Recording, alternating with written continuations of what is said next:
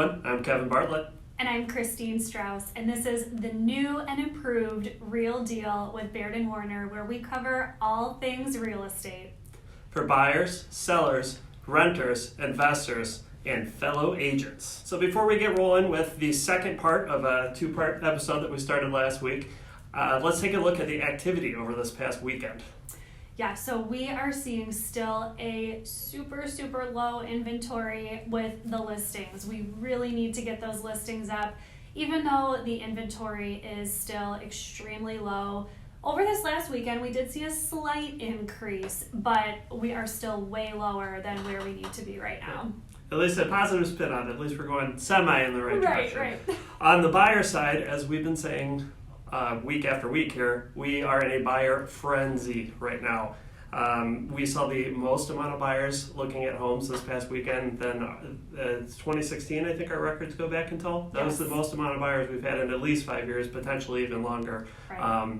So yeah, buyers are out there with the listings being as low as they are. It's really a buyer frenzy right now. So Absolutely.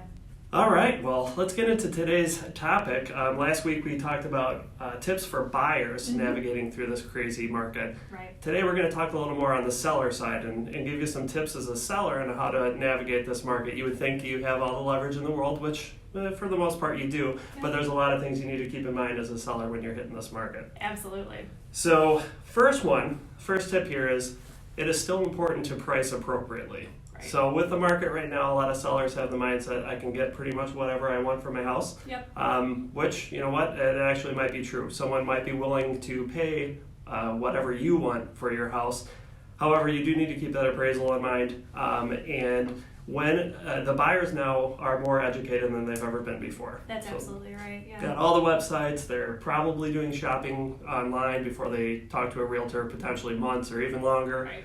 Before that, so buyers know what's going on in your neighborhood. They know what homes are selling for. So if you do kind of try to shoot for the moon on your price, buyers are educated enough to know that you're probably overreaching a little bit, and that could end up hurting you, especially in this marketplace. If your home is sitting on the market for a couple of weeks, normally that's not a huge deal. Right. But right now, with the market being as crazy as it is, buyers are seeing properties that are sitting for a couple of weeks and thinking, hey, what's wrong with that house? Exactly. And that's gonna deter buyers from even entering the door and potentially get you a lower price at the end of the day. Absolutely, yeah, Kevin. I mean, that's such a good point. It's like the buyers, they really do. I mean, you guys as buyers are very educated, and so having a good sense of that, right? You can test it to a certain extent, but not getting too crazy with it. Sure, yeah, and there's always a price range that Right. you should be shooting for. Maybe with this market, you can kind of shoot towards the higher end of that range, but you still have to be realistic. Absolutely, yep, really great tip.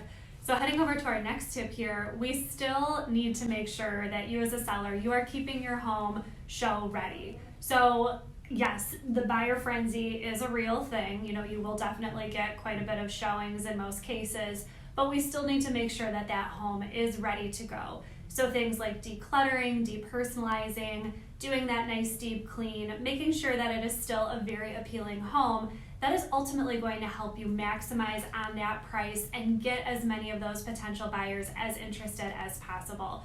We have seen some sellers asking, well, we've still got all of these things. Do we really need to maybe paint that wall or do some of these touch-ups?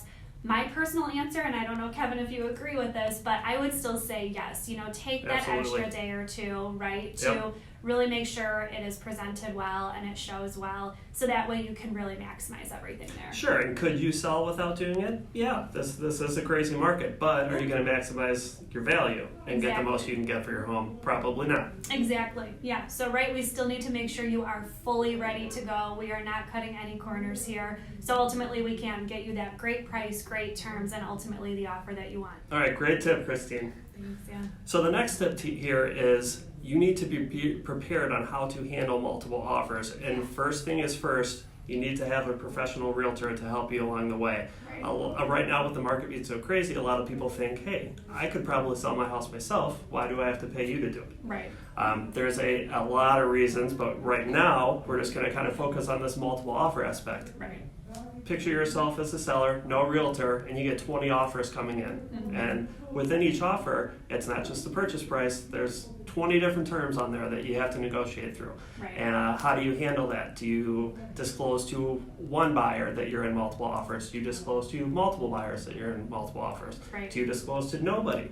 There's a lot of decisions to be made, and without a professional realtor, it can get really hairy really quickly. Absolutely. So it's always a good idea to have the professional realtor there helping you along with that process. So as a seller, you do need to be prepared for these multiple offers. If your home is show ready, if it's priced right, it's more than likely going to be getting multiple offers in this market. There's just not a lot of inventory out there, and people are desperate to buy homes. Absolutely right. And I think having that professional realtor by your side to coach you through it, keep it all organized. And Kevin, you made a great point. I mean, we are realistically seeing things like 5, 10, 20 offers presented, which means that we've been seeing homes have up to 70 plus showings. So again, if you have that professional realtor to help, really keep that organized and give you some great structure, that can take a huge load off of your plate and really make this a more enjoyable experience for you, start to finish. Absolutely. Yeah. Yeah, and there's a couple other things with multiple offers too you need to consider. There's just so many different ways you can go about it. Do you negotiate with just one buyer at a time? Right. Do you negotiate with multiple at a time? Or do you ask for best and final offer from everybody and try to make it as easy and clean as possible? There's a lot of different ways to go about it, and I would really, again, as we've said over and over here, I would rely on your professional realtor to help you out with that. Absolutely. Wonderful tip. That's so good to keep in mind. So the other piece that I want to bring into this here too is just be careful and be aware of the appraisal, right? So yes, it is amazing, and we're talking about things like multiple offers, over list price, selling in a matter of days, which is phenomenal. But the price is only one portion of that. And so with that, of course, in almost all situations, especially when you have buyers who are financing, that appraisal piece is going to come into play. And so we have to make sure that your house realistically stands a chance of appraising, right? Because there's no sense in accepting this offer that's, let's say, 30, 40 over list price. Which is happening. It is happening. People are getting presented with those offers, and then if it doesn't appraise, right, we're kind of back to square one. There are certainly situations and ways that we're seeing buyers get creative with that, how they can maybe cover some of that gap, but the price and that appraisal portion, that's one piece of the offer. So we have so many other things that your professional realtor can help you through, other terms, financing, earnest money, what other contingencies do they have? So again, relying on your realtor is going to be one of the best steps that you can do so you can evaluate the offer in full and make sure that you are ultimately choosing the right offer for you. Absolutely. All right, last tip here, tip number 5. Utilize the private network. Now, some of you guys might have never even heard of that. The private network is a network that allows realtors to see it's almost acts as kind of a coming soon. So realtors have access to properties that are not yet on the market. Right now, the private network is almost acting as the real market. Right. So if you are a buyer and you have a realtor, they need to be looking at that private network. There's homes on there that haven't hit the market yet, and with inventory being as low as it is, you need to be exploring every single avenue. Right. And as a seller, you might be worried about having all these showings. As Kristine said, you might be having 70 showings in a weekend. Right. If you go on the private network, there's a chance you might sell your home before you really even have to start dealing with that. Granted, you will still probably be doing showings to get an offer on the private network, but typically you're not going to be getting the frenzy that you would see otherwise. Absolutely. And there are, of course, always, benefits and strategies of how you can even have your home marketed in that private network too, which again, talking to your professional realtor, they can walk you through what is going to be the best setup for you and your situation. So that way, again, it is a very enjoyable experience for you at the end of the day, and you're getting the offer that you need to. All right, now a word from Chris Patras with Key Mortgage for our weekly Mortgage Minute. Hi, it's Chris Patras with Key Mortgage. I'm here for your Mortgage Minute, and today is March 16th.